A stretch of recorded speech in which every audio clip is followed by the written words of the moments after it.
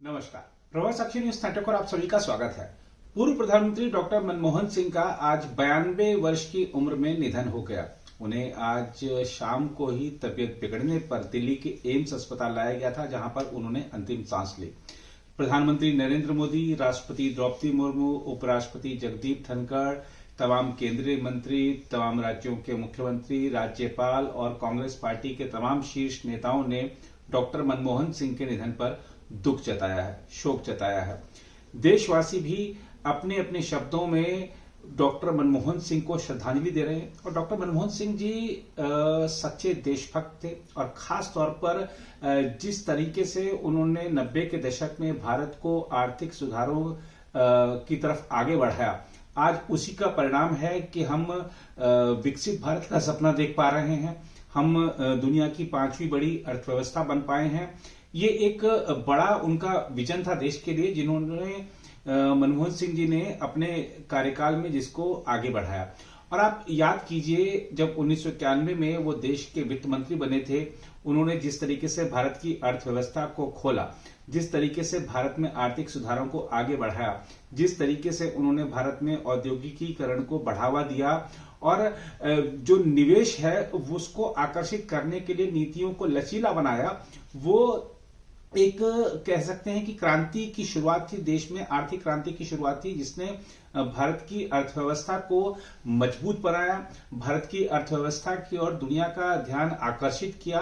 और तमाम ऐसे वैश्विक स्तर पर भी उतार चढ़ाव का दौर था जब प्रधानमंत्री जब बने थे डॉक्टर मनमोहन सिंह। और आप 2006, 2007, 2008 के आसपास में आप वैश्विक मंदी का दौर याद कीजिए, उस समय उन्होंने देश की अर्थव्यवस्था को बखूबी संभाला था। और आज तमाम ऐसे नागरिकों के पास अधिकार हैं, चाहे शिक्षा के अधिकार की बात कर लीजिए, वो डॉक्टर मनमोहन सिंह ने दिया। सूचना के अधिकार की बात कर लीजिए, वो डॉक्टर मनमोहन सिंह जी ने दिया। जो मनरेगा, जिसके तहत 100 दिनों का जो रोजगार सुनिश्चित किया गया सभी के लिए, वो डॉक्टर मनमोहन सिंह जी ने दिया। और उसके जरिए आप देखिए कि देश की जो ग्रामीण अर्थव्यवस्था है, जो देश में के गांवों में जो नौजवान रहते हैं, उनको, चाहे वो महिलाएं हों चाहे पुरुष हों, सबको एक गारंटी मिली रोजगार की। और उसने ग्रामीण क्षेत्रों में एक तरह से क्रांति ला दी, क्योंकि 100 दिन का निश्चित रोजगार था। घर में पैसा आया, वो घर जो पैसा आया वो बाजार में लगा, क्योंकि चीजें खरीदी गई, तो जो उपभोक्तावाद है उसको कहीं ना कहीं बढ़ावा मिला। तो सूचना का अधिकार डॉक्टर मनमोहन सिंह ने दिया, शिक्षा का अधिकार दिया, और हमने देखा कि जो रोजगार का अधिकार दिया। इसके अलावा उन्होंने कुछ सबसे खास आप देखिए कि जो था भोजन का अधिकार। आपको ध्यान होगा कि डॉक्टर मनमोहन सिंह जी की सरकार के दौरान ही कोई भूखा ना रहे, इस बात को सुनिश्चित करने के लिए सबको खाद्य सुरक्षा का जो विधेयक लेकर आई थी कांग्रेस की तत्कालीन सरकार, यूपीए सरकार, उसने सबको खाद्य सुरक्षा के प्रति एक अधिकार दिया, जिससे कि हर व्यक्ति को भोजन मिलना सुनिश्चित हो सका। ये एक बहुत बड़ी पहल थी।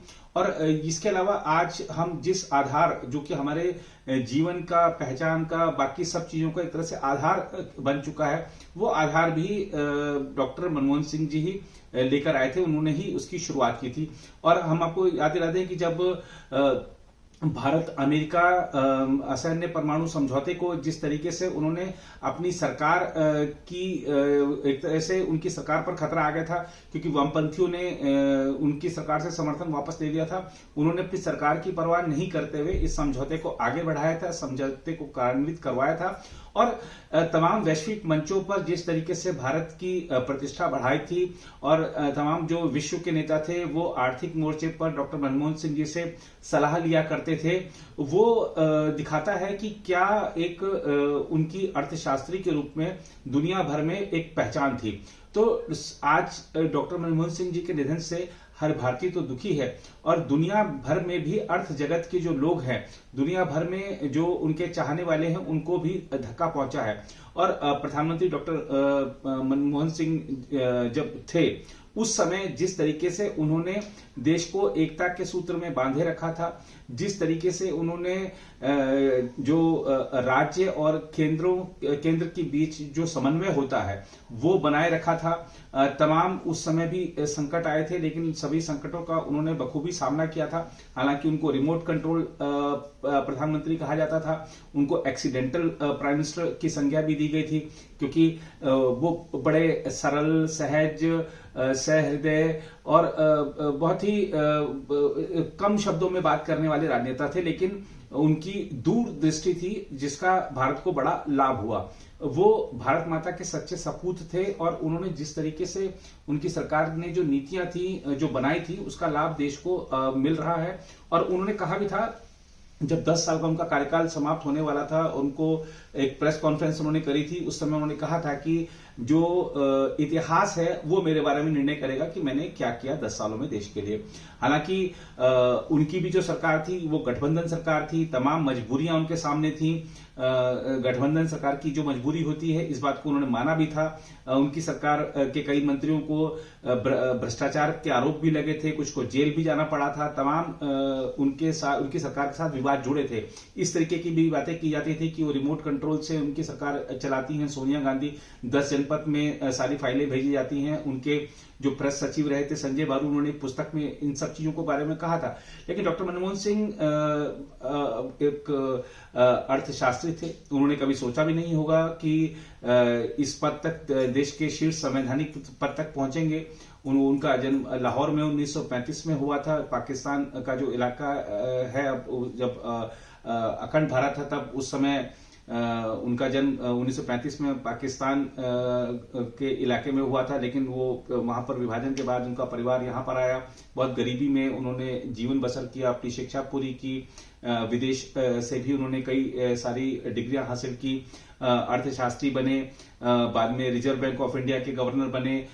जब पीवी नरसिम्हा राव देश के प्रधानमंत्री बने तो उन्होंने उनको वित्त मंत्री बनाया, और वित्त मंत्री बनते के साथ ही उन्होंने जो आर्थिक सुधार बढ़ाए, जिस तरीके से और जिस गति के साथ काम किया, उसका लाभ देश को मिला। और प्रधानमंत्री रहते हुए उनकी कई सारे ऐसे फैसले हैं जिन पर देश आज भी गर्व करता है।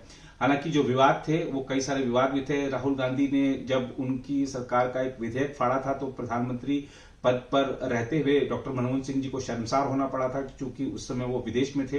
तो ये एक और बड़ा उनके लिए झटका था कि सत्तारूढ़ पार्टी का शीर्ष नेता ही उनकी सरकार के विधेयक को फाड़ रहा है। तो ये कई सारे ऐसे विवाद भी उनकी सरकार के साथ जुड़े थे। एक्सीडेंटल प्राइम मिनिस्टर थे, उनका कहीं प्रधानमंत्री पद के लिए नाम नहीं था, लेकिन जब सोनिया गांधी के विदेशी मूल का मुद्दा सामने आया, वो प्रधानमंत्री नहीं बन सकती थी, इस तरीके की बात सामने आई, तो डॉक्टर मनमोहन सिंह का नाम आगे किया गया। और डॉक्टर मनमोहन सिंह सिर्फ कांग्रेस पार्टी के नेता नहीं थे, वो देश के भी उन कुछ नेताओं में शुमार थे जिन्होंने जो आजादी से पहले का भारत देखा था, जिन्होंने आजादी के पहले के भारत की समस्याएं देखी थी, उन समस्याओं को सुलझाने के लिए प्रयास किए थे। वो इन नेताओं में शुमार थे जो कि अगर हम कहें कि देश के जो कर्णधार जो नेता थे, बहुत सारे नाम लिए जा सकते हैं, तो कुछ ऐसे जिनके निधन से युग समाप्त हो जाता है, ऐसे नाम थे डॉक्टर मनमोहन सिंह। तो डॉक्टर मनमोहन सिंह के बारे में जितना कहा जाए उतना कम है, लेकिन आज देश दुखी है। और आपको बता दें कि सारे सरकारी जो कार्यक्रम हैं कल के, वो सारे रद्द कर दिए गए हैं। उनका पार्थिव शरीर बताया जा रहा है कि उनके घर ले जाया जाएगा, जहां उनको श्रद्धांजलि दी जाएगी। जो केंद्रीय कैबिनेट है, केंद्रीय मंत्रिमंडल की बैठक है, वो सुबह 11 बजे बुलाई गई है, जिसमें उनको श्रद्धांजलि दी जाएगी। और देश में जो 7 दिनों के जो राजकीय शोक का जो ऐलान है वो किया जाएगा केंद्रीय कैबिनेट की ओर से। और जिस तरीके से पूरा देश उनको श्रद्धांजलि दे रहा है, उनकी नीतियों को, उनके कार्यक्रमों को याद कर रहा है, वो दिखा रहा है कि लोग उनसे कितना प्रेम करते थे, कितना उनका सम्मान करते थे। और हालांकि अगर हम देखें, डॉक्टर मनमोहन सिंह देश के प्रधानमंत्री रहे, लेकिन वो राज्यसभा से ही निर्वाचित होते रहे। लोकसभा का चुनाव उन्होंने लड़ा था दक्षिण दिल्ली संसदीय क्षेत्र से, लेकिन वो जीत नहीं सके थे। लेकिन वो दिल जीतने में लोगों का कामयाब रहे थे। हर व्यक्ति उनको सम्मान के साथ ही देखता है, और जिस तरीके से उन्होंने देश का मान बढ़ाया, देश का गौरव बढ़ाया, उसके लिए हर भारतीय उनको श्रद्धांजलि दे रहा है। प्रभा साक्षी की ओर से भी डॉक्टर मनमोहन सिंह जी को श्रद्धांजलि, और उन्होंने जो सेवा की देश की, उसको देश हमेशा याद रखेगा। फिलहाल इस कार्यक्रम में इतना ही। बाकी देश दुनिया की खबरों के लिए बने रहे प्रभा साक्षी के साथ।